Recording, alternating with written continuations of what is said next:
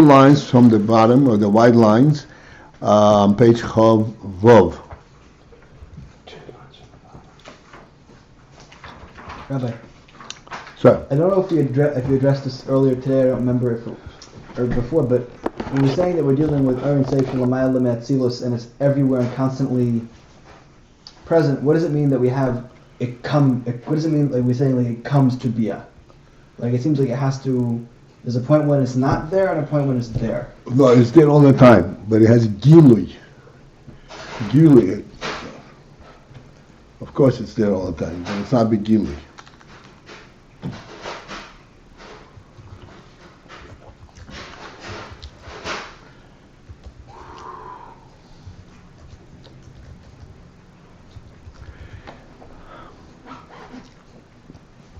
I wanted to enhance a little bit on the muscle of the human being, of Atzilus, going into Bria.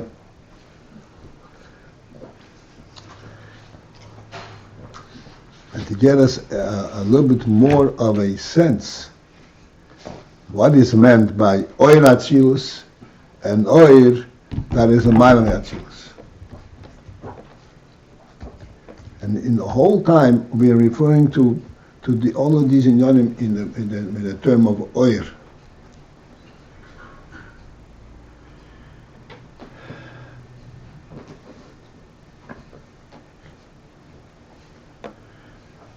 If we are talking, for example, about Biyah, and on the human level we said this is like Machshava, Dibur, U'Maisa, thought, speech, and deed. Especially Maisa, especially action is down to the physical level. How is Oir, which by translation is an intangible thing, how does that affect the Maisa? Why are you referring to the whole time to Oir? Oir shel Ma'alim Atzilus. Oir Atzilus.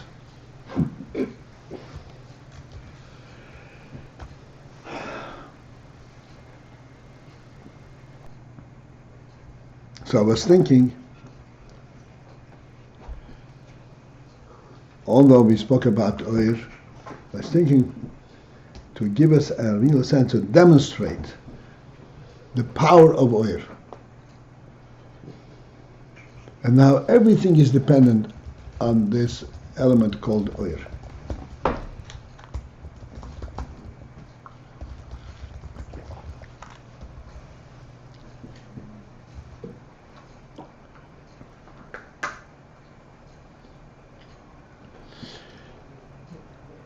We spoke about the phenomenon that Odom shein le Beis ein le Odom. By the way, the reason we go back to this example is because this is one thing that we quote directly from the Gemara, and it actually relates and it gives us a sense of the oil of the Odom.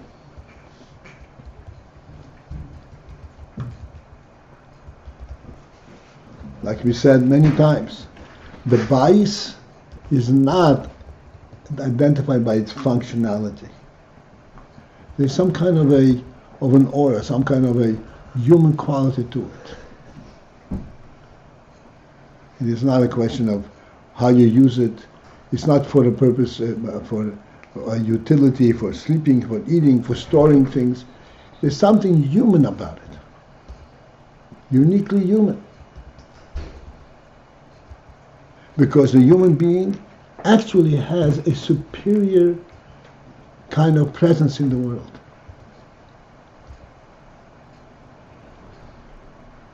To such an extent that by his presence itself, he already changes the entire environment. Without acting at all. Like we said, he is entering the house, he already occupies the entire home. And if you enter into his home without his permission, you're infringing on his presence, although he's in a different room. Because he has that quality of oyer, a quality of ownership, as we discussed many times in different forms. So, along with this, we discuss an interesting phenomenon. This house that is representative of Adam, of the human being, it has a lot of accommodations. It's a house, or it's a place for a house. The interesting thing is, as we mentioned many times, he gave the human being the Empire State Building to serve as his home. And that does not begin to satisfy his relating his sense of having a home, of being in a home.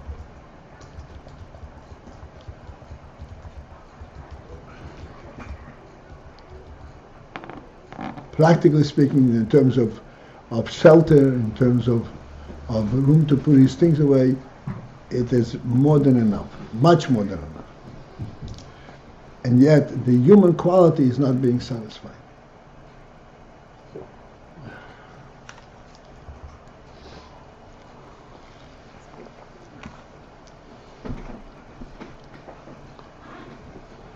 And what is missing? Why is it not satisfied?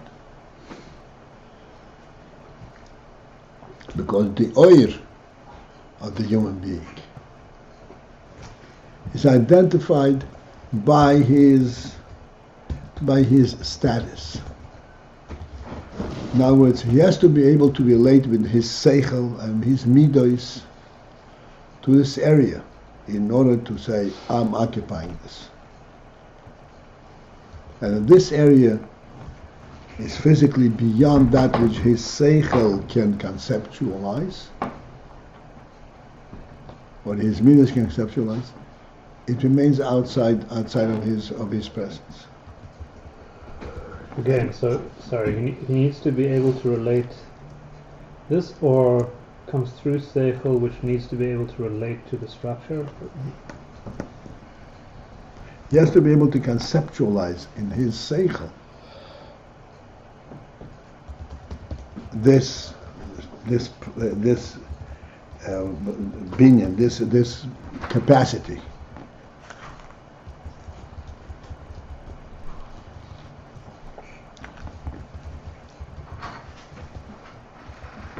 And say, okay, yes, I occupy, my presence occupies, is present in this room, in this house.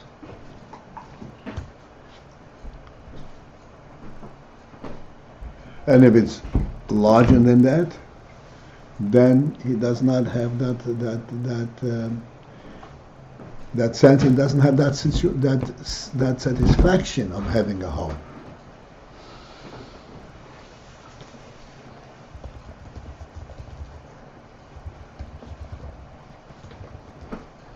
Okay, so this we already discussed, and I think that we got a good sense of it.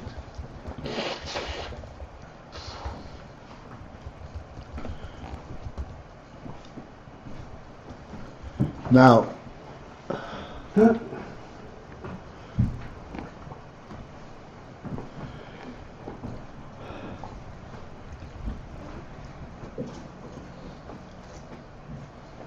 we spoke now in conjunction with what we are learning now, of where Atzilus coming down to Biyah and so forth.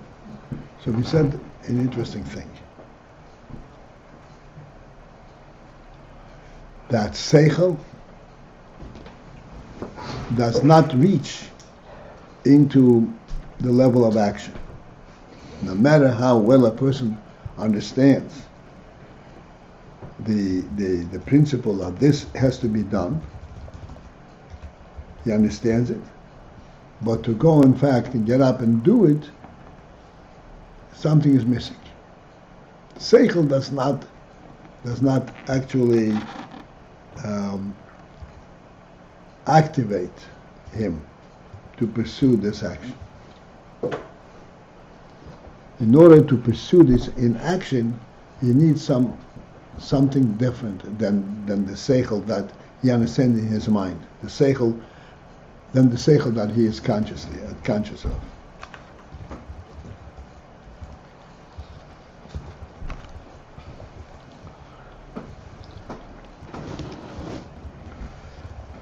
And here's the thing that I'd like we should focus in and understand.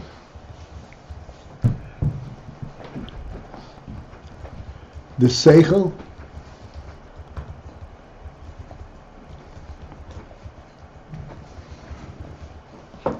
is sufficient to engage the midas.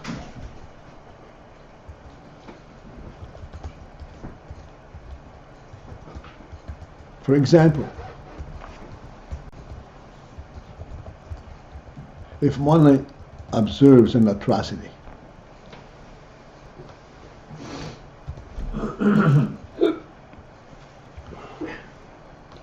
a terrible violation of a person's well-being, somebody being beat up, chas v'sholem, or worse as we have now, one becomes very affected in sechel and affected in his midas. He becomes angry. He would like things to, that this person should be punished, etc., etc., etc.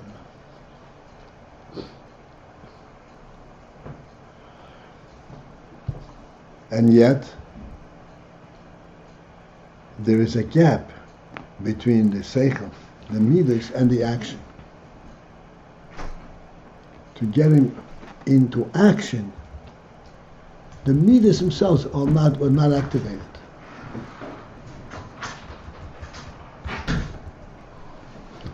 Why not? He's observed it. If he truly relates to the evil that was perpetrated, to the extent that he feels it.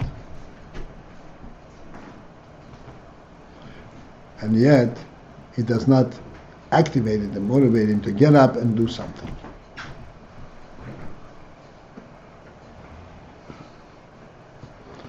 Even to the extent, this is something which demonstrates the phenomenon tremendously. One could say, I can't get involved because I don't have the power to fight these thugs, whatever it is. When it comes, people come and say, listen, this person was injured. We need money. We need money to help him medically. We need money to help his family. We need money to all that. When it comes at that level, everybody participates with neighbors and so, but it's no longer with that same zealousness that he initially feels how evil this is. He's not ready to come out and say, oh yeah, whatever you need, I'm prepared to give, whatever I can. There is some kind of a gap over there, some kind of a restraint. Let us try to understand what this is. One would say, oh, he's protective of his money, he's stingy. It's not that.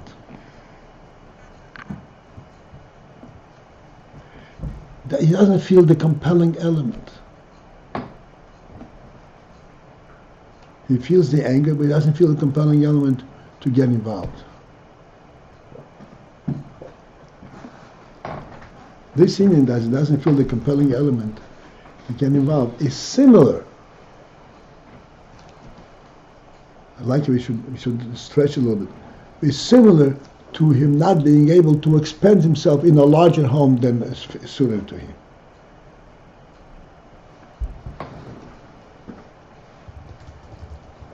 You follow what I'm saying? Mm-hmm. He can't be there.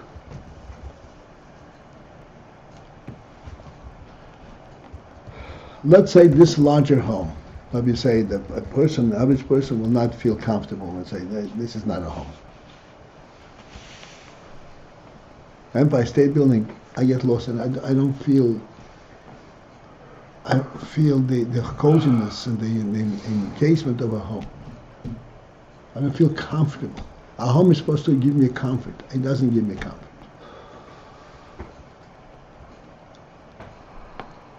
Because it's bigger than my sechel can conceptualize.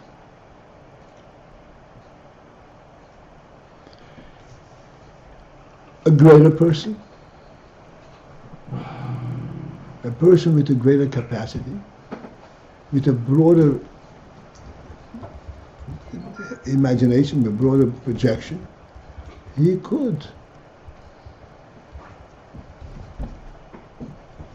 A king lives in a palace. A palace is the Empire State Building.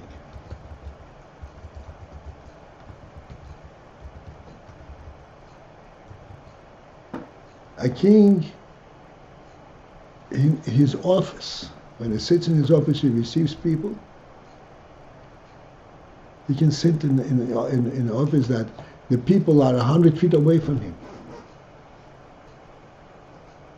And he encompasses the entire scene.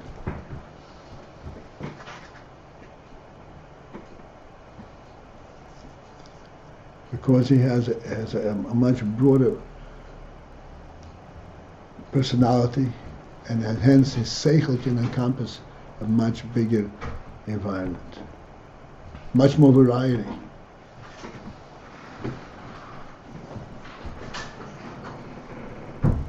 Much greater variety. He can relate to scholars, to handymen, to business people, to the poor. Everyone is part of his entourage.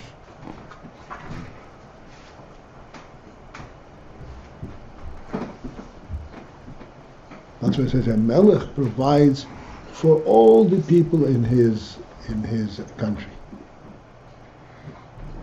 Which means he provides spirit. He recognizes their presence.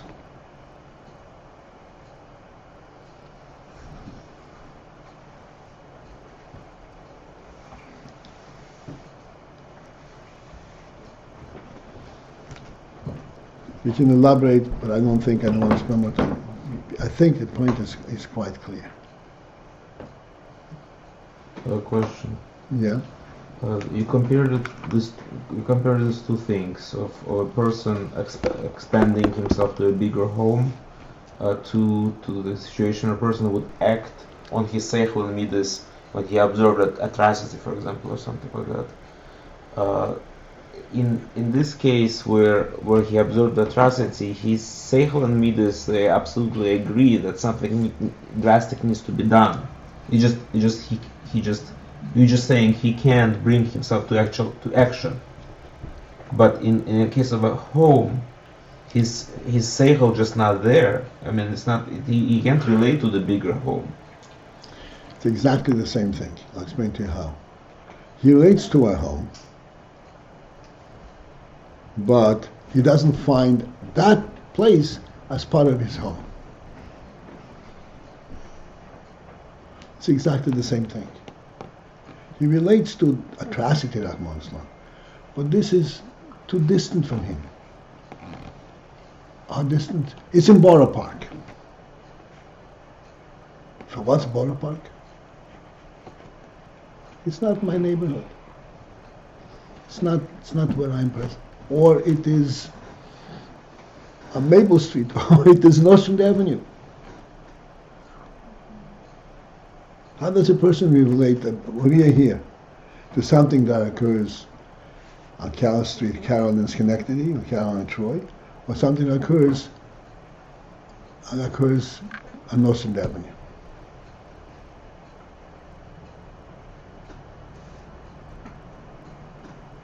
On Utica Avenue.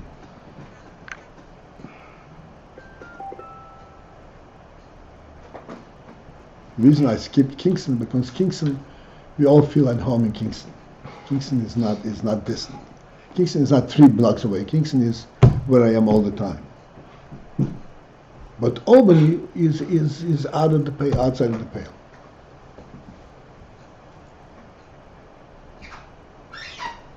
Nobody has to ask, where is Kingston? But where is Albany? Yes, where is Albany? It's not a question of distance, it's a question of how you relate to the environment. This goes into the category of oir. This was called the oir ha-sechel.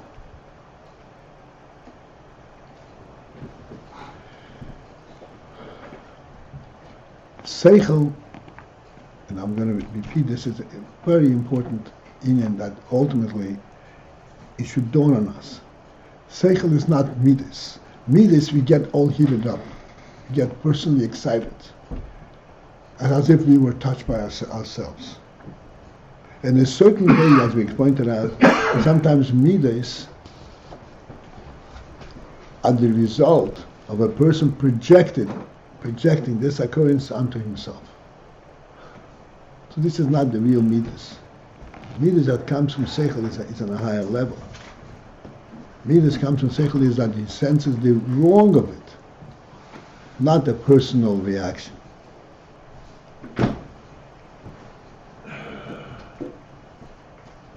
So immediately he can sense the wrong of it. If it is something that occurred at a distance from him, on a different environment, a different people, happened in China. Interesting. There was a political campaign here. I think it was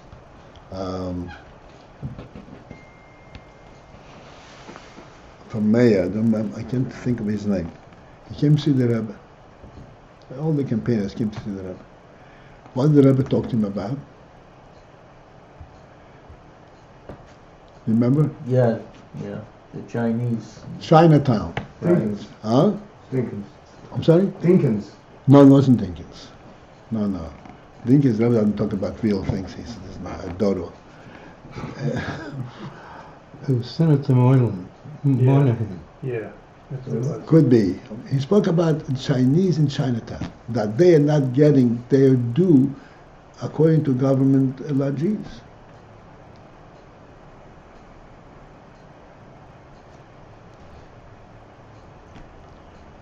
I never told him I want to ask you a favor. What? I never said I want to ask you a favor. Yeah, that's what he said. And immediately Moynihan understood, this is another one of these routines. The routine things, right? Yeah, and that ever came from another place. Another place, right. Very interesting. I just want to say this. We should not misunderstand what happened there. I'll divide a slide to bring us back. During these foreign hearings,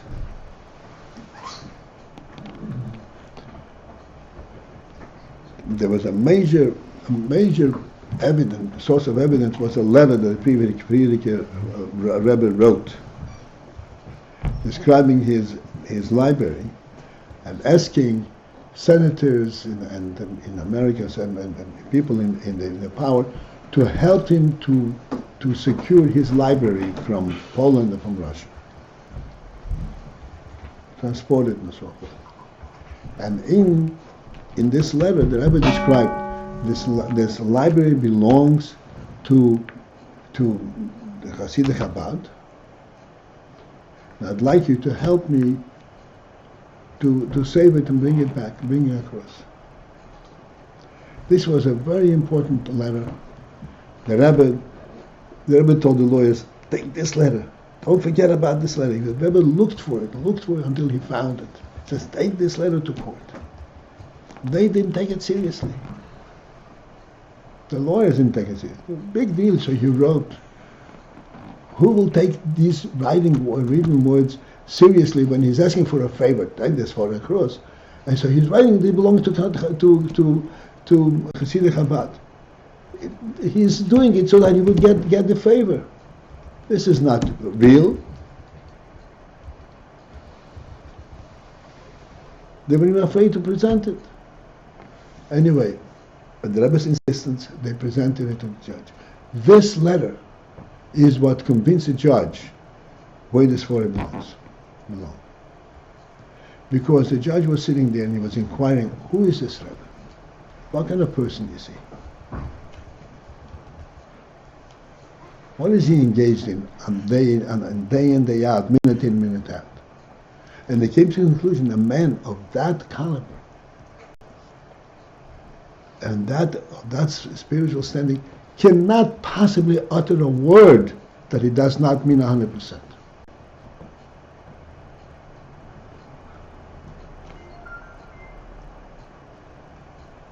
This convinced Jav Sifton, Hagoy. I mean, there was you had Eidel Hagoy that yes, this letter is verbatim. Take this and translate it into this request for the Chinese people. Is the Rebbe trying to make an impression?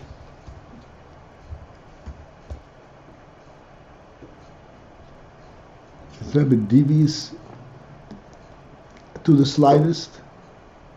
See, I'm not only concerned about my people, I'm concerned about the Chinese also. So you should pay attention to me. Or was the Rebbe speaking what was on his mind? What was bothering him? Particularly, I didn't hear this word, the Rebbe said, he says that, do me a favor. Okay, I now they're recording it, I don't remember exactly. Okay. All right, fine, I'm not going to hold it against No, it could be that the point is when that the Rebbe started to address him on this topic of that the way it was introduced, he sensed, Moynihan sensed that he was going to get solicited for a favor. Maybe the Rebbe didn't use these words. Okay. But the prayer mamash, okay, the Rebbe asked him about the Chinese in Chinatown, which means that it bothered him. It was part of his domain, of his sense of responsibility.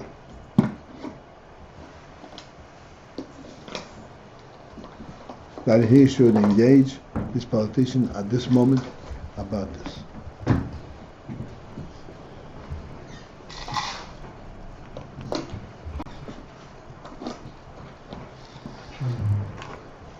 This is what we try.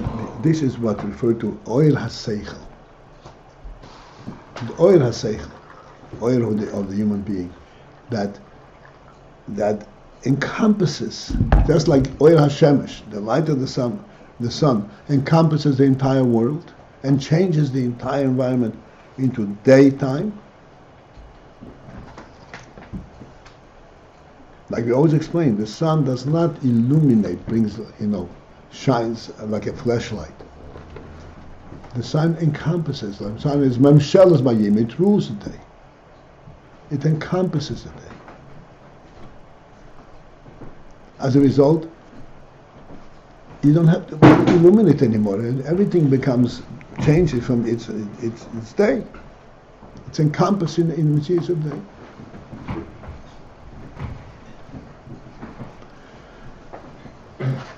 The similar union is what we're learning about over here.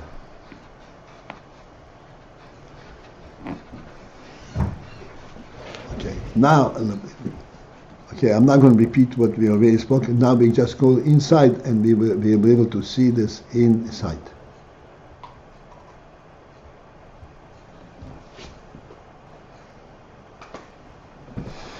Okay, 2 lines from the bottom. 2 lines, that's two wide lines on page Chavov.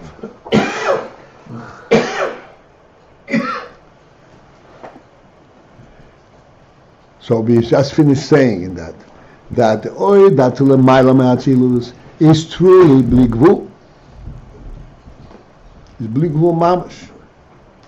Because it's Bli Gvul, it encompasses Atzilus and Biyah.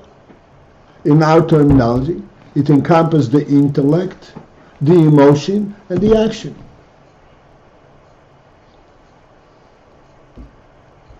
It's also only oir. But from this oir, on the human level, the sense that action is part of his reality, it is sensed, it's incorporated, it's included in that oir. There is an oir sechel that includes only sechel and bina. In midos, I feel for it, and then there is the oir that encompasses his entire mitzvah, his entire world. I better go and get involved.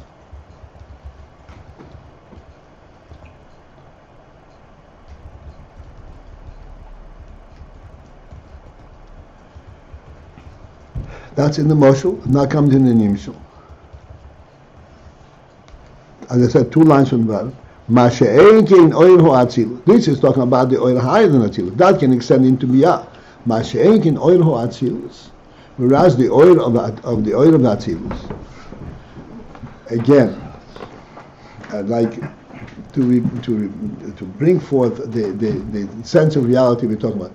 Oir ho'atzilut, the oir that is in atzilus, is an oir that is representative and that emanates from Keser. On the human level, this is what oil that emanates from the Rotzin. The Rotzin, as we pointed out this morning, the Rotzin is beyond the bounds of sechel. Rotzin encompasses not only the whole, it encompasses, like I said, inside the Rotzin a person can feel comfortable in China, or he can relate to China.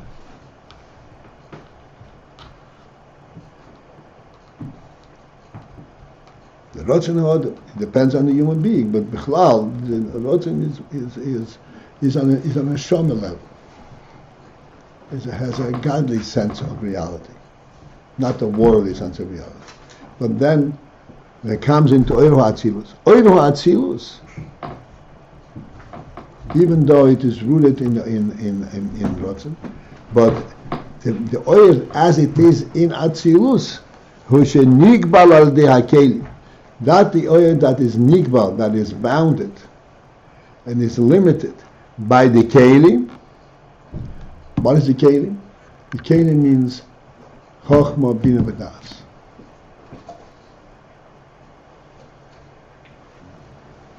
Now, Chokhmah, Bina, V'das are tremendous kelim. Like we said, Chokhmah also has a very broad capacity and a very great clarity in what it sees. Like we did give the mashal. I give the mashal. I hope I have you with me. I give the mashal always. Chokhmah is like sight.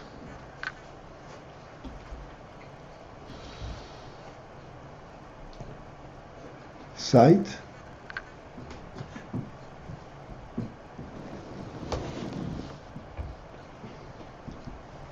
has no bounds.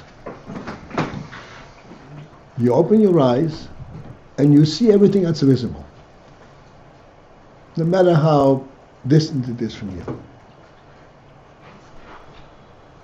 Not only you see it, but you feel like you're there. It's real.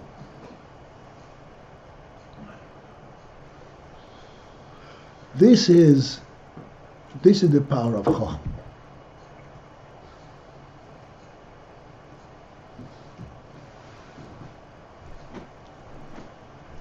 And as we mentioned many times, okay, don't let go now. The reason you feel like it's real and that you're like there is because Chokhmah is transparent. Chokhmah does not see the object as is described in science, that the oil hits the object and hits the eye and it reverberates and have some kind of a physical interaction. It sees it because it's real.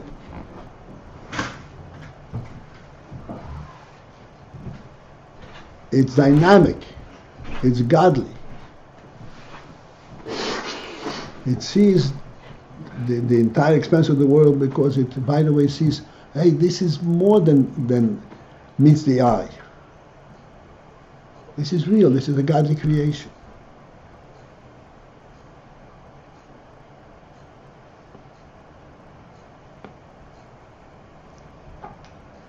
It's a godly creation to the extent I can't even imagine it not being there. It has a whole reality behind it. This is a Chochmah. So this is Mamish Oir HaChochmah. And yet, this Oir HaChochmah has a defining factor.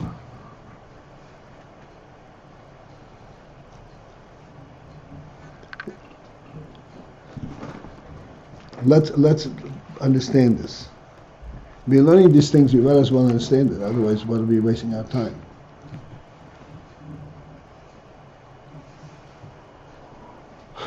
At a glance, we see across a huge expanse, miles and miles across.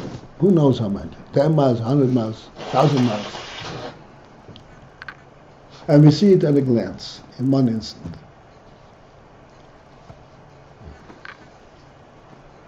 So the question that I'd like to ask you, not to elicit an answer, but just for the purposes of causing us to focus in.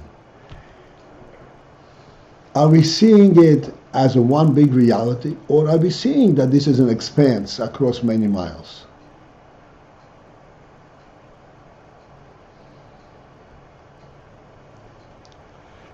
The answer is, we definitely see it as an expanse across many miles. We see this there and this there and this there. We see it a whole expanse in Mokim and Zman. Yet, even though we see it in Mokim, we see it instantaneously. We see it instantaneously.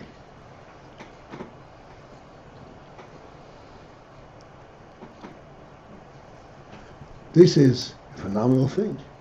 How do we see an expanse of thousands of miles or hundreds of miles, 10 miles instantaneously?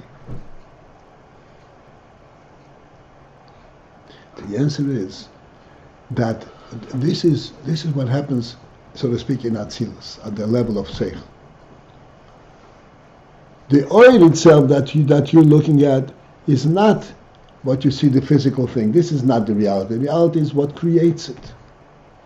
There's a God reality behind it. But it's mislabesh in kelim that allow you to see it with your physical eye. That is the Mokim Zman, or it's mislabesh in kelim of sechel. That makes sense. This kelim limits the brightness and the expression of this oil to be able to see it within the seichel realm, and doesn't even extend to midas, maybe not even to action, as we discussed before. All right, let me stop for a moment. Let me get some feedback. Who took the trip along with me?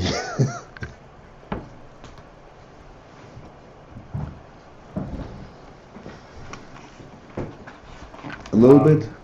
Well, at the outset we said, how does light affect the world of action? That seemed to be the opening topic. And then from there we went into various things like the man's house, the Empire State Building, action and the arousal of the heart, the gap before action happens.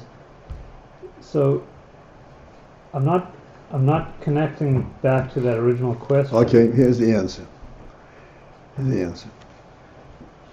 In order to act, you have to feel an affinity. Affinity means a relation, some kind of relationship to the place where you're going to do the action, or to the absent, to the situation that you're going to act upon. If it's outside of your realm, outside your domain, you can't relate to it.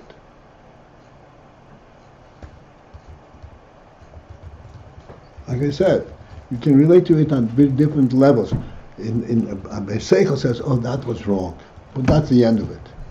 Sometimes the sechel reaches into your midas, and you get upset about it. But for the sechel to extend to the point where, "Oh, I better go and do something about it," that has to be something which is really within your environment, within your reach.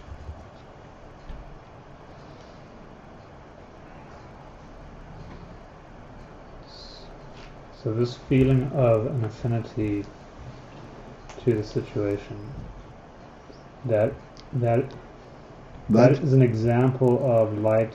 The affinity is a direct effect of the oil of the nefesh of the nefesh. And we're not exactly describing how that lands up affecting the person and resulting in action. We're just identifying that is this kind of or that encompasses both. We are, but we didn't do it now. We did it other times.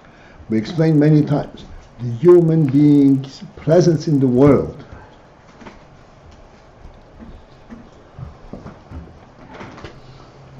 is a godly reality. Like we said in that talk, right?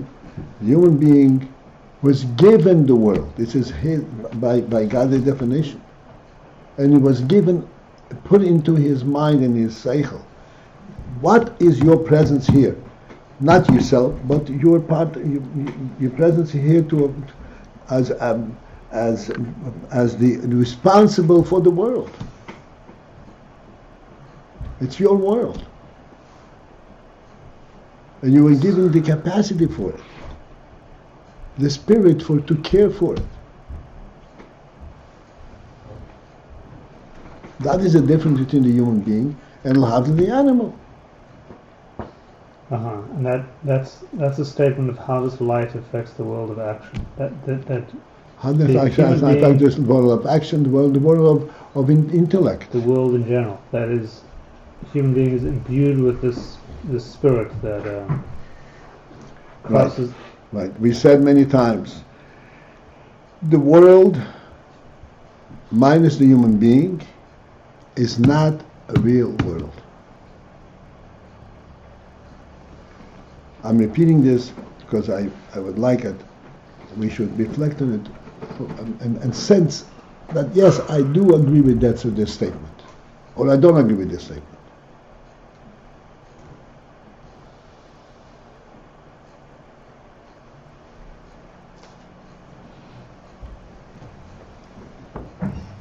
The world without the human being, with all the beasts roaming the fields, and the rats digging into the ground, has no meaning. Has no meaning, in simple terms, means, what's the point of creating that? What's the point of this world?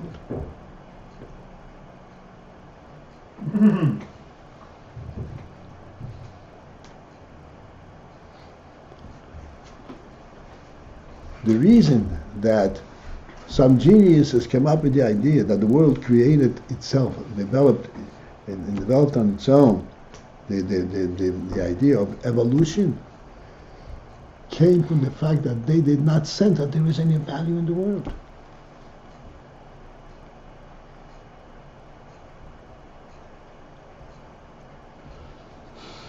They drained from their soul the sense, and as a result, we know what the result of that was. The Holocaust was a result of that. Totally soulless people.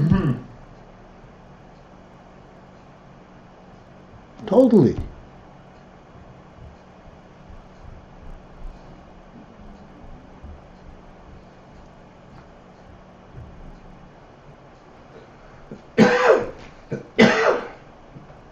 That is direct reflection of the evolutionary theory.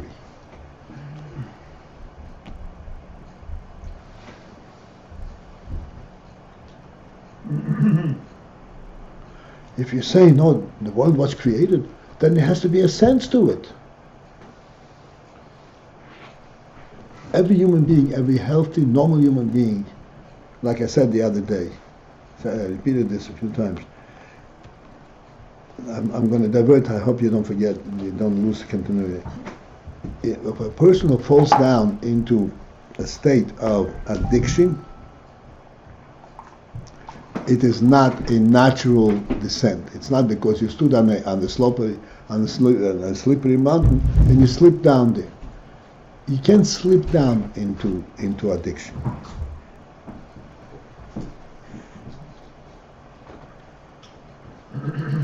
You can lose control but not give up control.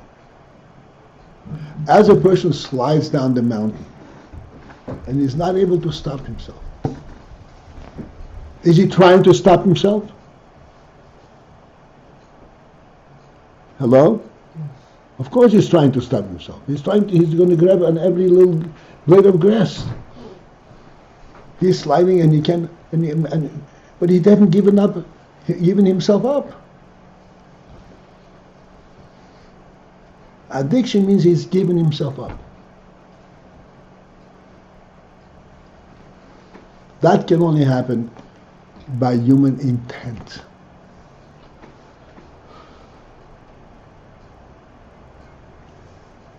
What brings a person to intention to give himself up is a separate question. But that's the only way it can happen. Because the world is too real for it to dissipate into nothingness without destroying it intentionally.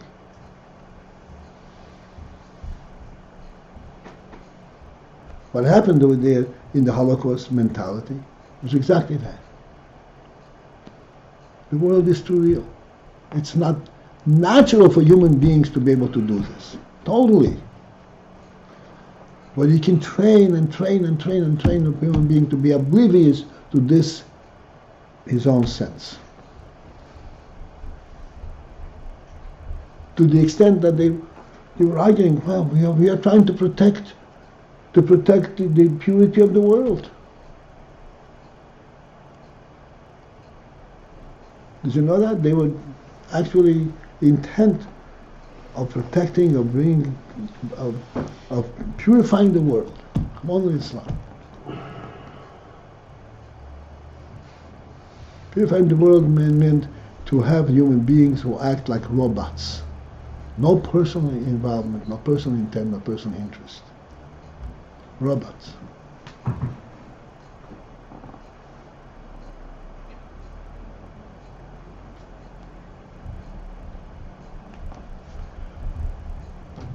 Yes, sir. You started by saying that to act, there has to be affinity with the context. Right. I didn't say context, but I interpret like this. Sorry? Yeah. Now, you spoke now about a situation where someone is sliding down a mountain, where there's obviously no affinity. I was thinking of a situation where there is a fire and the correct action is running away from the fire for whatever danger it could be. So how do you make of the idea you want to develop where there is affinity and there is contrary of affinity? I mean, we're describing two different situations. No. Yeah. I can't see the parallel. Okay, here's a parallel. There's a fire.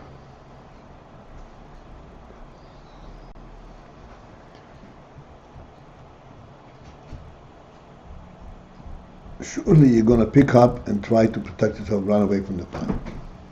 Will you also pick a bucket of water and go to the fire and throw it into the fire? Well, it depends on the size of the fire. Depends on the size of the fire and depends on the personality that you are. It depends what is your relationship to this whole phenomenon.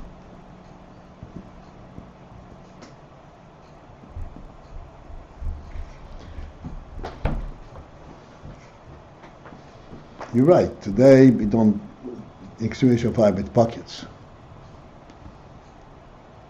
but it wasn't so long ago. Not in America, perhaps. None of us will remember it, but I do remember it.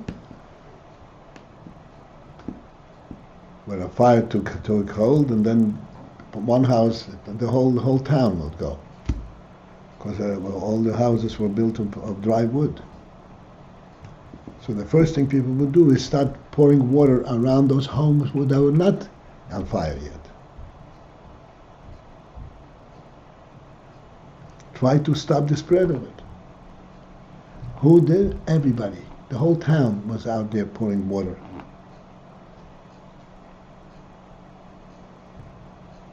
There was no point pouring water on the fire, but pouring water outside the fire was absolutely significant.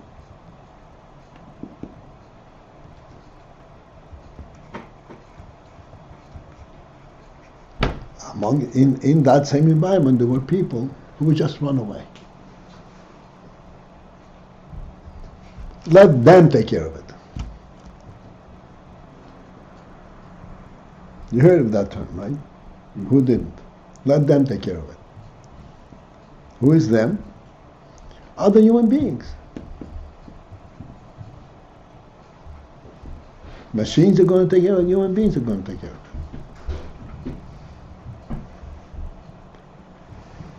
It takes the spirit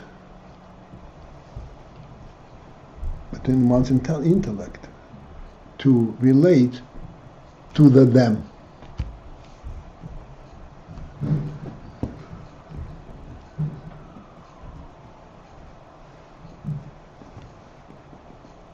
Well, I mean, I understand the context of before there were firemen and fire trucks, and you trust in. Right now we don't. Now the fireman can tell you, get out of here, stay out of it. Let us do our job, right? Okay, I'm just giving us a sense. What does it mean, oir? Oir is that which gives a person a capacity, an expense. Okay? That is his domain. And the best way I found to demonstrate this is in the creation of a home. A home is something that a person relates to, and yet give him a home that's larger than that which he can relate to, which he can conceptualize. He feels uncomfortable in his own home.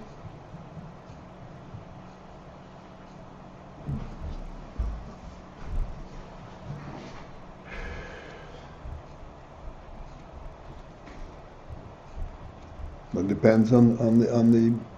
Well, this is the pshat what we're learning over here. The oil ho'atzilus, who is a nigbal al dei hakelim. Oil ho'atzilus, this is the oil. It's also ein sof. It's also oil. Also ein sof. But that oil was nigbal al dei hakelim, was contained in kelim. What's kelim? Sechel and midas. Like I gave you the example of sight. Sight is also an amazing thing. You see it across a huge capacity. Underlying that is mamash ein sof, because you sense that this is a created thing. But the way it comes to you is you have a measurable expense that you see. This is the kelim.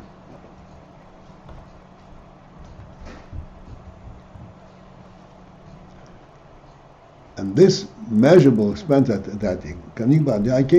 this cannot translate beyond the Atzilus. At best, you can be mispoiled in a midas. Wow, look what's going on. But in terms of action, it doesn't reach that. It's something in a different domain.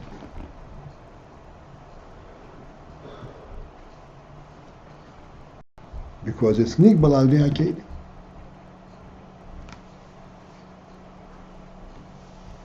I'm just going to try to translate the words for whatever it's worth. Nibul HaKelim means that the oil itself is Ein Sof, but the Kelim contain it in Hagbolah. Because in fact, when you look out at the world, you're looking at the godly creation, which is a phenomenal miracle. It's a godly reality. But you see it through your eyes, through the Kelim. Therefore you see it in Hagbolah.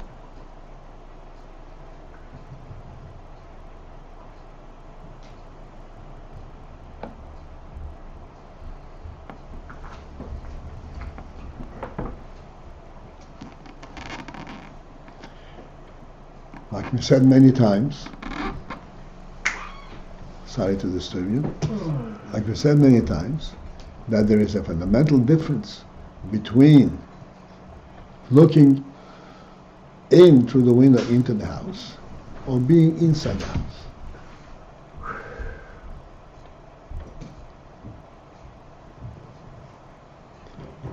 Looking in, you're looking through the kelim of your eye and through your sechel. Being inside, you're not looking at it. You're identifying its truth, its reality. You're part of that reality.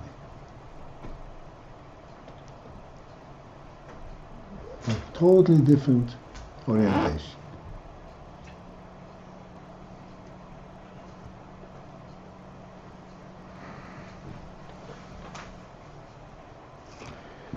All right, let's look inside.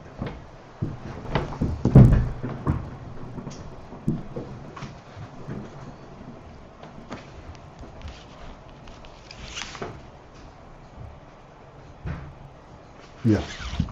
שנבעל עדי הכלים, lineage is pashtus רק באצילוס, so that his pashtus of that oil is then contained exclusively in Atzilus. What's the kelim to Atzilus? Kelim in Atzilus is chokhmah and bina, sechel. So you can, in your sechel, recognize how important and how great this is, how significant it is. That's it. Maybe into midas, but for action, it doesn't reach there. As we have given the mishalim that we try to expound on.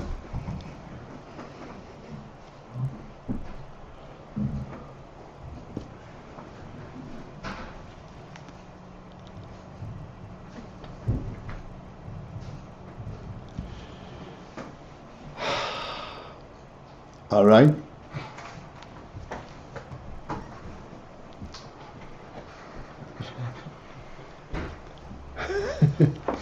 Okay. So let's go down matter. Good evening. You're leaving us in suspense for tomorrow? It's 10 o'clock. Come on.